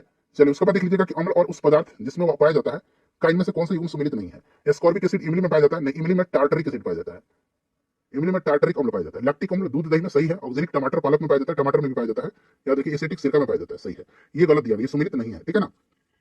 चलिए उसके बाद देखिए निम्नलिखित में से कौन सा युग्म क्षेत्र घास मैदान सम्मिलित नहीं है, अर्जेंटीना में पेरेज, अर्जेंटीना में जो है अर्जेंटीना में पंपास है, पेरेज नहीं है, ठीक है ना, पेरेज अमेरिका में है, ऑस्ट्रेलिया में डाउन्स है, सही है, मध्य एशिया में स्टेपी है और दक्षिण अफ्रीका में विल्ड है, ये सब सही दिया गया, ये गलत दिया गया था जो मैंने आपको बता दिया। चलिए उसके बाद देखिएगा कि संगई जो त्योहार है भारत के किस राज्य में मनाया जाता है, संगई मणिपुर में मनाया जाता है, और हॉर्नबिल जो है, हॉर्नबिल एक मनाया जाता है, हॉर्नबिल ये नागालैंड में मनाया जाता है, ठीक है। चलिए उसके बाद अगला प्रश्न हमारा कि निम्नलिखित में से देखिए कि कौन सा जल डमरू मध्य आर्कटिक महासागर को प्रशांत महासागर से जोड़ता है, आर्कटिक को प्रशांत महासागर से, बताइए। तो ये आपका बेरिंग जल मध्य है। उसके बाद चलिए अगला प्रश्न, निम्नलिखित में से कौन सा असंगठित क्षेत्र का एक उदाहरण है? असंगठित, तो ये खेती है इसमें से असंगठित क्षेत्र का, ठीक है, बाकी सारे ये संगठित क्षेत्र है। चलिए ऑर्गेनाइज्ड वे में है। चलिए उसके बाद देखिए, निम्नलिखित में से किस संशोधन ने पंचायतों को वित्तीय अधिकार प्रदान किए और स्थानीय सरकार को मजबूत बनाने में मदद किया? तो ये 73वां संविधान संशोधन है, ठीक है ना। पंचायतों को जो है आपको एक संवैधानिक दर्जा दिया गया था। चलिए उसके बाद नेक्स्ट क्वेश्चन है कि इडुक्की जो जल विद्युत परियोजना है ये किस नदी पर बनाई गई है? इडुक्की, ये पेरियार नदी पर है, ठीक है। इडुक्की डैम आपने पढ़ा भी है। देखिए भारत और किस देश में फरवरी 2021 में सहतूत बांध बनाने के लिए समझौता किया? दरअसल मैं पूछना चाहता हूं कि सहतूत बांध जो है ये किस देश में है? तो ये अफगानिस्तान में है, याद रखिएगा, ठीक है ना। अफगानिस्तान में है और एक काबुल नदी है, काबुल नदी के बेसिन पर सहतूत बांध का निर्माण किया गया है, काबुल नदी के बेसिन पर, ठीक है ना। चलिए उसके बाद देखिएगा कि सरकारी आयोग की स्थापना 1983 में हुआ था, किस प्रयोजन के लिए? तो केंद्र राज्य संबंध में सुधार लाने के लिए। तो देखिए राज्य और केंद्र सरकार के बीच संबंध और शक्ति के संतुलन की जांच करने और परिवर्तनों का सुझाव देने के लिए। तो यहाँ पर तीसरा नंबर ये सही होगा, ठीक है। चलिए फ्रेंड्स, उसके बाद देखिए युवा बंगाल आंदोलन, जिसको यंग बंगाल मूवमेंट कहा जाता है, इसे किसने शुरू किया था? तो हेनरी विवियन डेरोजियो ने स्टार्ट किया हुआ था, याद रखिएगा, इंपॉर्टेंट है फ्रेंड्स। चलिए उसके बाद देख लीजिएगा कि भारतीय राष्ट्रीय कांग्रेस के पहले अधिवेशन की अध्यक्षता किसने किया था? 1885 में हुआ था बंबई में, और इसमें 72 प्रतिनिधि ने हिस्सा लिया था। डब्ल्यू.सी. बनर्जी ने किया था, व्योमेश चंद्र बनर्जी ने। चलिए उसके बाद दूसरा जो हुआ था 1886 में कोलकाता में हुआ था, दादा भाई नौरोजी ने किया था उसकी अध्यक्षता। उस डच का नाम बताइए जिसने भारत में आधुनिक शिक्षा के संवर्धन में राजा राम मोहन राय की मदद किया था? तो फ्रेंड्स ये कौन था? तो फ्रेंड्स ये डेविड हेयर था। डेविड हेयर और अलेक्जेंडर डफ, आपने सुना होगा, डेविड हेयर और अलेक्जेंडर डफ, ये दो लोग थे जिन्होंने साथ में मिलकर के राजा राम मोहन राय के सहयोग से हिंदू कॉलेज की स्थापना किया था, ठीक है, कलकत्ता में। तो ये आपका हेयर, डेविड हेयर यहाँ पर राइट आंसर होगा। चलिए देखिए इनमें से किस संघ के सदस्य मुक्त जीवन जीने वाले फ्री लिविंग विशिष्ट समुद्री जीव होते हैं? फ्री लिविंग विशिष्ट समुद्री जीव, तो ये इकाइनोडर्मेटा होता है, ठीक है, इकाइनोडर्मेटा। चलिए शिशु मृत्यु दर जो है ये क्या है, क्या दर्शाता है? तो देखिए उस विशेष वर्ष में पैदा हुए 1000 जीवित बच्चों में से एक वर्ष से कम आयु के मरने वाले बच्चों की संख्या का अनुपात, इसको ध्यान से देख लीजिए, ठीक है। चलिए बढ़ते आगे। अब नेक्स्ट क्वेश्चन है कि हीराकुंड बांध जो है ये किस नदी पर है? हीराकुंड बांध, तो ये महानदी पर है, उड़ीसा में। अगला प्रश्न हमारा है कि उबंटू जो है, उबंटू, मिंट और फेडोरा, ये किसके संस्करण है, किसके वर्जन है? तो ये लिनक्स के, ठीक है ना, लिनक्स के वर्जन है। चलिए उसके बाद नेक्स्ट क्वेश्चन हमारे भारतीय संसद द्वारा आरटीआई अधिनियम कब पारित किया गया और इसे राष्ट्रपति की मंजूरी कब प्राप्त हुई थी? आरटीआई अधिनियम, तो देखिए यह अधिनियम जो है भारतीय संसद के द्वारा 12 मई 2005 को पारित किया गया था। 12 मई 2005 को पारित किया गया था संसद के द्वारा, और 15 जून 2005 को राष्ट्रपति ने जो है इस पर अपनी मंजूरी दे दिया था, और 12 अक्टूबर 2005 से जो है ये लागू हो गया था, ठीक है। इसको आप याद रखिएगा, आरटीआई, राइट टू इन्फॉर्मेशन। चलिए नेक्स्ट क्वेश्चन हमारे एमएसपी का पूर्ण रूप क्या है? एमएसपी यानी कि मिनिमम सपोर्ट प्राइस जिसको कहा जाता है, ठीक है ना, एमएसपी इसको कहा जाता है, ध्यान रखिएगा। और यह कृषि लागत और मूल्य आयोग के द्वारा जो है इसका निर्धारण किया जाता है, न्यूनतम समर्थन मूल्य, ठीक है। चलिए उसके बाद नेक्स्ट क्वेश्चन है कि राष्ट्रों का राष्ट्रमंडल यानी कि कॉमनवेल्थ ऑफ नेशंस, जिसे सामान्यतः राष्ट्रमंडल के रूप में जाना जाता है, ये क्या है? तो ये एक राजनीतिक संघ है, ठीक है ना। चलिए उसके बाद अगला प्रश्न हमारा कि औद्योगिक नीति प्रस्ताव 1956 जिसके आधार पर द्वितीय पंचवर्षीय योजना का सृजन किया गया था, उसमें उद्योगों को कितनी श्रेणियों में वर्गीकृत किया गया था? तो देखिए फ्रेंड्स 1956 में दूसरा पंचवर्षीय योजना स्टार्ट हुआ था, 1956 से लेकर के 1961 तक रहा था, और इसमें जो फ्रेंड्स उद्योगों को 3 श्रेणी में, जो आपका 3 श्रेणी त्रिस्तरीय ए, बी और सी के अंतर्गत इसको वर्गीकरण इसका किया गया था, ठीक है। चलिए उसके बाद नेक्स्ट क्वेश्चन हमारा कि समस्थानिक शब्द का अभिप्राय क्या है? तो समस्थानिक में आपको पता है कि समान परमाणु क्रमांक किंतु भिन्न भिन्न द्रव्यमान संख्या होता है, ठीक है। चलिए उसके बाद देख लीजिएगा कि भारतीय रक्षा मंत्रालय द्वारा राफेल जो विमान है ना, राफेल फाइटर जेट, ये किस देश से खरीदा गया? तो राफेल को फ्रांस से खरीदा और सुखोई को खरीदा है रूस से, ठीक है। चलिए उसके बाद देखिएगा कि भारत में स्थित यूनेस्को के विश्व धरोहर स्थलों और उनके समावेशन के वर्ष के गलत युग का पहचान करना है।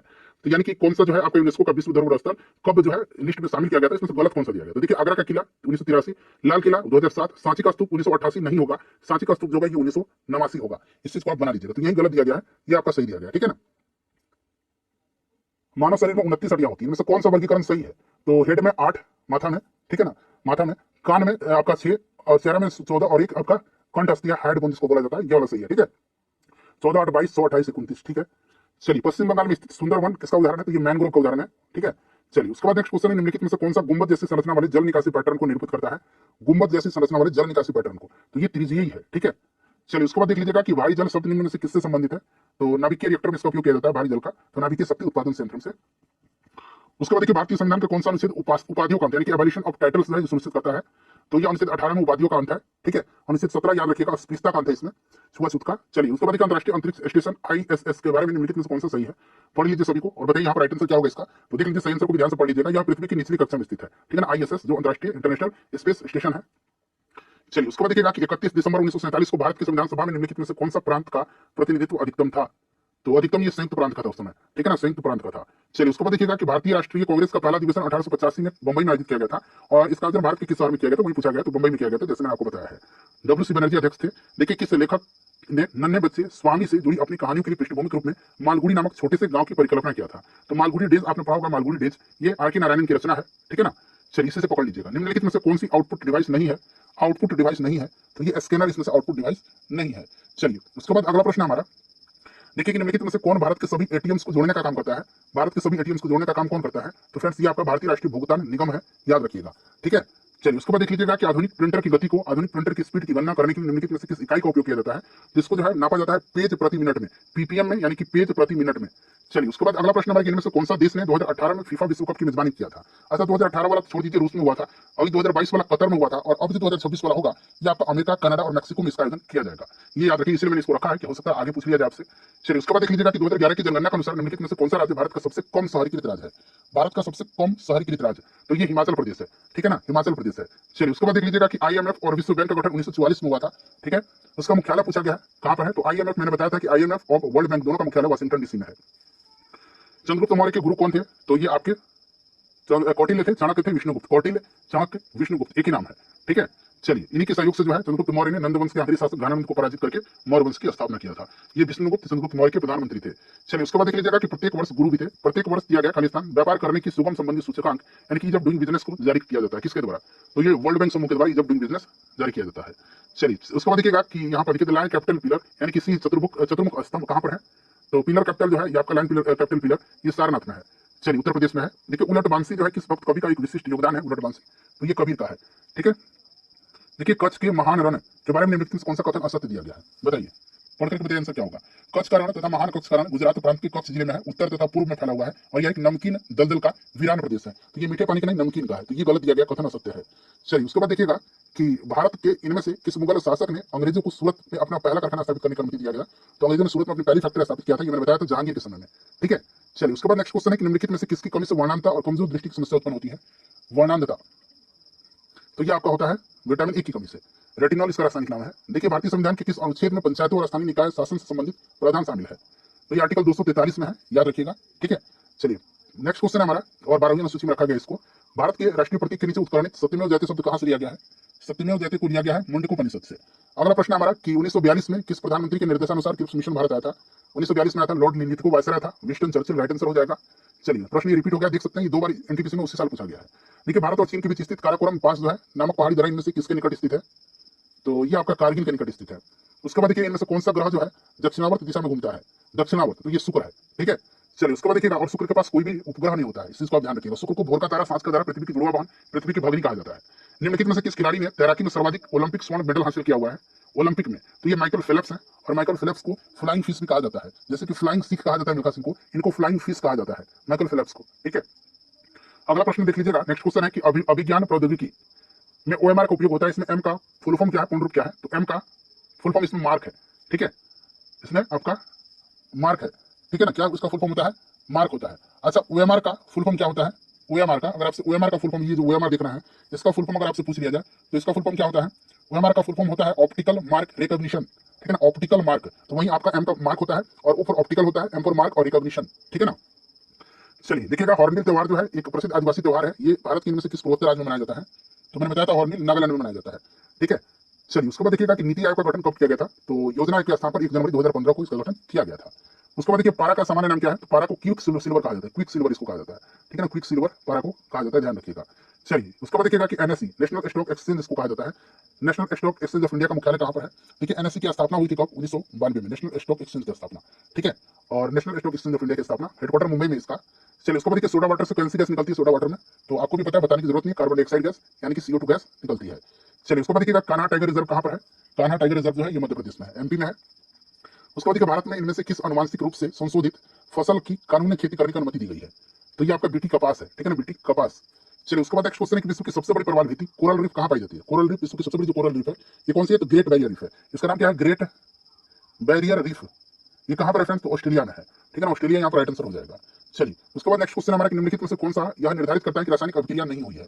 कौन सा यह निर्धारित करता है? तो आकार में परिवर्तन। चलिए उसके बाद देखिए अगला प्रश्न कि परमाणु ऊर्जा अधिनियम कब मतलब यहाँ पर भरना है? नाभिकीय शक्ति उत्पादन के निजी नियंत्रण को प्रतिबंधित करता है। तो परमाणु ऊर्जा अधिनियम 1962 जो है नाभिकीय शक्ति उत्पादन के निजी नियंत्रण को प्रतिबंधित करता है। चलिए उसके बाद देखिएगा कि प्रसिद्ध कविता खूब लड़ी मर्दानी की रचना किसके द्वारा किया गया था? खूब लड़ी मर्दानी वो तो झांसी वाली रानी थी, ये सुभद्रा कुमारी चौहान की रचना है। ठीक है, चलिए उसके बाद देख लीजिए अगला प्रश्न फ्रेंड्स हमारा कि टुंड्रा वनस्पति जो है, टुंड्रा वेजिटेशन, ये कहाँ पाई जाती है? तो ये हिमालय क्षेत्र में। नेक्स्ट क्वेश्चन हमारा कि भारत में नाभिकीय ऊर्जा का उपयोग करके विद्युत उत्पादन जो है कब शुरू किया गया था? भारत में नाभिकीय ऊर्जा का उपयोग करके विद्युत उत्पादन को अक्टूबर 1969 में जो है स्टार्ट किया गया था। उसके बाद देखिएगा कि निम्नलिखित में से किसके द्वारा 1990 में किसी देश की समग्र सामाजिक एवं आर्थिक उपलब्धियों के मापन हेतु प्रयुक्त एक सांख्यिकीय सूचकांक के रूप में मानव विकास सूचकांक एचडीआई का सृजन किया गया था? मतलब किसके द्वारा 1990 में एचडीआई का जो मानव विकास सूचकांक है उसका सृजन किया था? तो ये महबूब हक है, ये पाकिस्तान के अर्थशास्त्री हैं, ठीक है ना, इनको भी आप ध्यान रख सकते हैं, इंपॉर्टेंट है, पूछा जाता है। चलिए उसके बाद देखिएगा कि एनआरडीडब्ल्यूपी का पूर्ण रूप क्या है? तो एनआरडी यानी कि national rural drinking water programme, NRDWP national rural drinking water programme. चलिए उसके बाद अगला प्रश्न देखिएगा कि प्राचीन समय के दौरान विकसित उन भूमिगत जलमार्गों का नाम बताएं जिनमें सिंचाई के उद्देश्य के लिए पानी को ढलान के रास्ते गुरुत्वाकर्षण के द्वारा खींचा जाता था। तो फ्रेंड्स ये आपका कनात है, अंग्रेजी में देख सकते हैं कनात लिखा गया इस तरह से। चलिए उसके बाद देखिए किस शहर के हवाई अड्डे पर लाल बहादुर शास्त्री की प्रतिमा स्थापित है? तो ये वाराणसी में है, ठीक है ना। चलिए उसके बाद देख लीजिए कि भारत के पहले स्वदेश निर्मित विमान महापोत एयरक्राफ्ट कैरियर का नाम क्या है? पहला इसलिए मैंने ले लिया है, तो पहला आपका आईएनएस विक्रांत है ये। चलिए उसके बाद देख लीजिएगा कि मानव जाति होमोसेपियंस के प्राचीनतम सदस्यों के अवशेष खालिस्तान दिया गया में देखे जा सकते हैं, तो ये अफ्रीका महाद्वीप में देखे जा सकते हैं, ठीक है ना। चलिए उसके बाद नेक्स्ट क्वेश्चन है हमारा कि मानव अधिकारों की सार्वभौम घोषणा यानी कि यूडीएचआर की मसौदा समिति के अध्यक्ष कौन थे? तो ये अध्यक्ष थे आपके रूजवेल्ट, एलेनोर रूजवेल्ट थे, ठीक है। चलिए उसके बाद देख लीजिएगा कि निम्नलिखित कारकों में से कौन सा जाति उद्भवन जब मौजूदा जातियों की नई प्रजातियां विकसित होती है में योगदान नहीं करता है? तो ये डाइवर्जेंट इवोल्यूशन नहीं करता है। बाकी देखिए जेनेटिक ड्रिफ्टिंग, ज्योग्राफिकल आइसोलेशन और वेरिएशन ये करता है। अब सारी विकास यानी कि डाइवर्जेंट एवोल्यूशन ये जो है उसमें योगदान नहीं करता है। चलिए उसके बाद देखिए खालिस्तान दिया गया में शुरू की गई राजस्व प्रणाली को रैयतवाड़ी बंदोबस्त के रूप में जाना जाता है। तो ये रैयतवाड़ी बंदोबस्त जो है ये थॉमस मुनरो ने शुरू किया था, बॉम्बे डेकन, यहाँ पर राइट आंसर हो जाएगा। 1820 में मद्रास के तत्कालीन गवर्नर थॉमस मुनरो ने रैयतवाड़ी व्यवस्था आरंभ किया था, ठीक है। यह व्यवस्था मद्रास, मुंबई और असम के कुछ भागों में लागू किया गया था।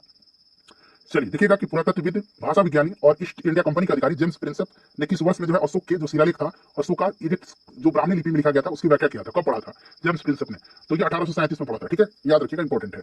चलिए पुरातत्व पुस्तक देखिए तहकीक मां लिल हिंद किसने लिखी है? तो अलबरूनी ने, ठीक है।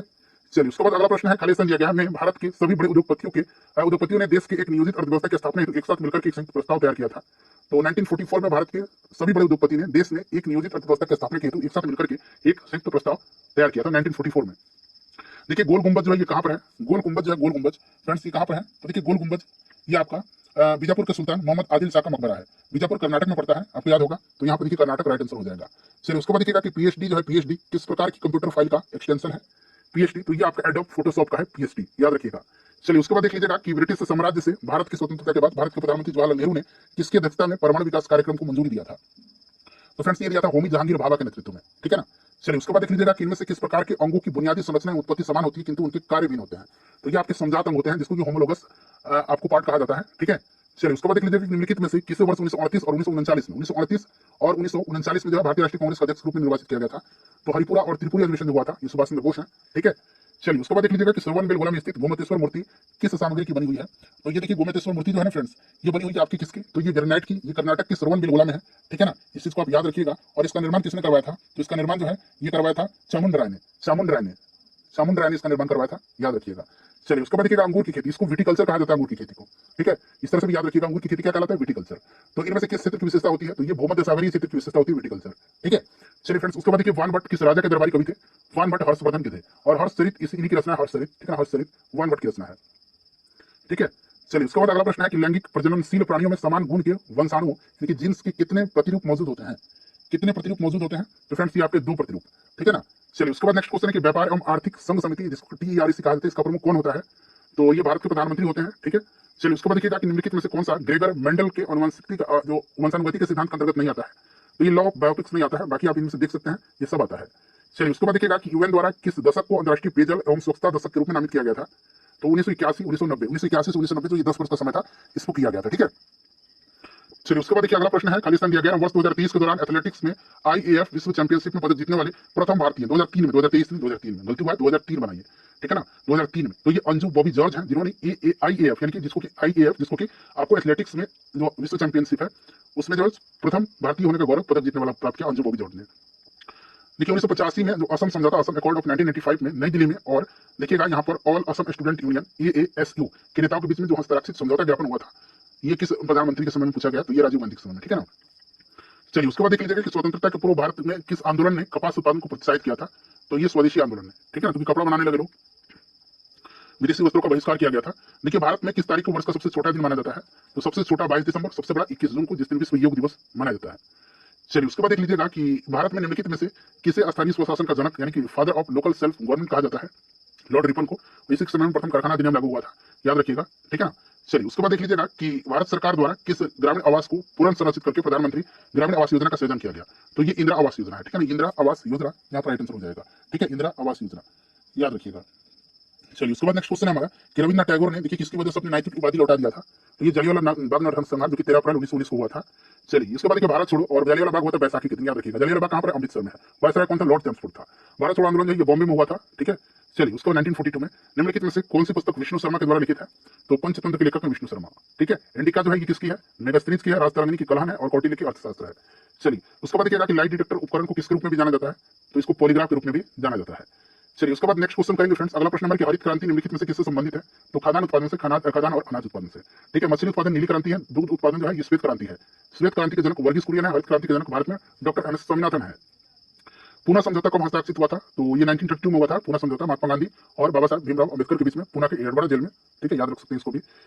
चलिए फ्रेंड्स उसके बाद देखिएगा कि पलासी की युद्ध के समय बंगाल का नवाब कौन था। पलासी की युद्ध के समय, तो देखिए पलासी की युद्ध जो हुआ था ना ये 23 जून 1757 को हुआ था। उस समय बंगाल का नवाब सिराजुद्दौला था और ये अंग्रेज थे दूसरी तरफ जिससे लड़ाई हो रही थी। अंग्रेजी सेना का नेतृत्व रॉबर्ट क्लाइव कर रहा था, इसमें अंग्रेजों की जीत हुई थी, नवाब की हार हो गई थी। चलिए उसके बाद नेक्स्ट क्वेश्चन ईवीएम का पूरा नाम क्या है। तो इसका पूरा नाम यहाँ पर देख सकते हैं दिया गया है ऑप्शन 2 में। चलिए उसके बाद देखिएगा कि माइक्रोसॉफ्ट एक्सेल में वर्कबुक डैश का एक संग्रह होता है। तो ये आपका वर्कशीट्स का एक संग्रह होता है। चलिए उसके बाद अगला प्रश्न है कि प्रथम भारतीय अंतरिक्ष यात्री कौन है। तो ये स्क्वाड्रन लीडर श्री राकेश शर्मा जी हैं, ठीक है, याद रखिएगा। नेक्स्ट क्वेश्चन हमारा कि विश्व पर्यावरण दिवस कब मनाया जाता है। तो 5 जून को। स्वास्थ्य दिवस 7 अप्रैल के दिन मनाया जाता है। चलिए एशियाटिक सोसाइटी ऑफ बंगाल की स्थापना 1784 में विलियम जोन्स ने किया था। चलिए हमारा सौरमंडल किस गैलेक्सी का एक हिस्सा है। तो ये मिल्की वे गैलेक्सी का, ठीक है, आकाशगंगा का। नेक्स्ट क्वेश्चन हमारा कि रायसीना हिल्स कहाँ पर है। तो रायसीना डायलॉग भी होता है, रायसीना हिल्स दिल्ली में है और ये राष्ट्रपति भवन वाले स्थान पर स्थित है। चलिए उसके बाद देखिएगा कि थायरॉक्सिन के संश्लेषण के लिए कौन सा तत्व आवश्यक है। तो थायरॉक्सिन के संश्लेषण के लिए आयोडीन आवश्यक होता है। आयोडीन की कमी से घेंगा रोग होता है। ग्वाइटर। प्रोटियम में कितने न्यूट्रॉन होते हैं। प्रोटियम में न्यूट्रॉन नहीं होता है, ठीक है, प्रोटियम। उसके बाद होता है आपका एक ड्यूटेरियम और एक ट्राइटियम, ठीक है ना, 0, 1, 2, याद रखिएगा। चलिए ये समस्थानिक है आपके किसके, हाइड्रोजन के। गुप्त साम्राज्य के निम्नलिखित राजाओं में से कौन एक अच्छा बीना वादक था। तो ये समुद्रगुप्त की सिक्का पर जो है ना उसको बीना बजाते हुए दिखाया गया है। और समुद्रगुप्त के दरबारी कवि जो थे ये हरिसेन थे, जिन्होंने हरिसेन प्रयाग प्रशस्ति की रचना किया हरिसेन ने। चलिए उसके बाद नेक्स्ट क्वेश्चन है इकोलॉजी शब्द किसने गढ़ा है। तो इकोलॉजी शब्द को अर्नेस्ट हैकल ने गढ़ा है, ठीक है ना, अर्नेस्ट हैकल ने। चलिए फ्रेंड्स उसके बाद नेक्स्ट क्वेश्चन कर लेंगे कि अस्पतालों से निकलने वाले जैविक कचरे के जो निपटान है उसमें सबसे अच्छा तरीका तो ये आपका भस्मीकरण है। नेक्स्ट क्वेश्चन हमारा कि काजीरंगा राष्ट्रीय उद्यान से होकर गुजरने वाले किस राष्ट्रीय राजमार्ग की सीमा उद्घाटन के समय सीमा उद्यान के वन्य जीवों के लिए मुख्य खतरा बनी हुई है। मतलब कौन सा जो है ये राष्ट्रीय उद्यान से होकर के, काजीरंगा राष्ट्रीय उद्यान से होकर गुजरने वाला राष्ट्रीय राजमार्ग की सीमा उद्यान के वन्य जीवों के लिए मुख्य खतरा है। तो ये NH-37 है, ठीक है। चलिए सचिन तेंदुलकर ने अंतर्राष्ट्रीय क्रिकेट में अपना 100वां शतक किस देश के खिलाफ मारा था। तो ये बांग्लादेश के खिलाफ बनाया था, ये आपको भी याद होगा। चलिए फ्रेंड्स उसके बाद देखिएगा कि इनमें से किसने अजमेर में 2.5 दिन का झोपड़ा का निर्माण करवाया था। और 2.5 दिन का झोपड़ा और कुव्वतुल इस्लाम मस्जिद का निर्माण ये आपको पता है कुतुबुद्दीन ऐबक ने करवाया था, गुलाम वंश का संस्थापक था, ठीक है ना।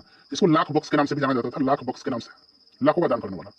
चलिए उसके बाद नेक्स्ट क्वेश्चन हमारा कि वायु में मौजूद निम्नलिखित में से कौन सा तत्व चांदी की वस्तु को काला कर देता है जब वायु के संपर्क में जब ये आता है। तो ये काला कर देता है गंधक, ठीक है, सल्फर। चलिए उसके बाद देखिए यूनेस्को का मुख्यालय कहाँ पर है। तो फ्रांस के पेरिस शहर में यूनेस्को का हेडक्वार्टर। चलिए उसके बाद देखिएगा कि FAO के सोफिया 2020 डाटा के अनुसार कौन सा देश विश्व में सबसे बड़ा मछली उत्पादक है। अच्छा ये आप भुला दीजिए, 2024 वाला रिपोर्ट आप याद रखिएगा। FAO के सोफिया 2024 डाटा के अनुसार विश्व का सबसे बड़ा मछली उत्पादक अभी भी चाइना है, दूसरे स्थान पर इंडोनेशिया है, तीसरे स्थान पर कौन सा देश है। तो सबसे खास देश है अपना प्यारा भारत, 3rd पोजीशन पर है, इसे आप जरूर याद रख लीजिएगा। चलिए इनमें से किसी grand old man of India के नाम से जाना जाता है। तो दादा भाई नौरोजी को जाना जाता है, ठीक है ना। Poverty and un British rule in India इनकी पुस्तक है, याद रखिएगा। चलिए उसके बाद देखिए टेलीफोन का आविष्कार किसने किया था। तो ये पूछा गया कब किया गया था। तो 1876 में और ये ग्राहम बेल ने किया था, अलेक्जेंडर ग्राहम बेल ने। चलिए कंप्यूटर के एक मेनू में देश की लिस्ट होती है, तो कमांड्स की लिस्ट होती है, ठीक है ना, कमांड्स की। अगला प्रश्न देखिएगा नेक्स्ट क्वेश्चन है कि सीधी कार्रवाई दिवस यानी कि डायरेक्ट एक्शन डे की घोषणा कब किया गया था, मतलब किसके द्वारा किया गया था। बताइए राइट आंसर क्या हो जाएगा। तो डायरेक्ट एक्शन डे जो है ये घोषणा किया था मोहम्मद अली जिन्ना ने, ठीक है ना। डायरेक्ट एक्शन डे की घोषणा किया था मोहम्मद अली जिन्ना ने। इसको आप याद रखिए, यहाँ पर दिया भी क्या है, प्रत्यक्ष कार्रवाई दिवस को कहा जाता है, सीधी कार्रवाई दिवस भी इसको कहा जाता है, ठीक है ना। ये मुस्लिम लीग के नेताओं के द्वारा मनाया गया था प्रत्यक्ष कार्रवाई दिवस, ठीक है, 16 अगस्त 1946 को, याद रखिएगा, ठीक है। चलिए उसके बाद देखिएगा एक अक्षांश का 1 डिग्री लगभग कितना किलोमीटर बराबर होता है। तो ये 111 किलोमीटर के, ठीक है। और 2 देशांतरों के बीच में कितना मिनट का फर्क होता है। तो 4 मिनट का। चलिए उसके बाद नेक्स्ट क्वेश्चन है कि अंतर्राष्ट्रीय प्रकाश दिवस किस तिथि को मनाया जाता है। तो फ्रेंड्स ये 16 मई के दिन मनाया जाता है, 16 मई के दिन। तो फ्रेंड्स ये हमने लगभग 333 MCQ किया हुआ है कवर।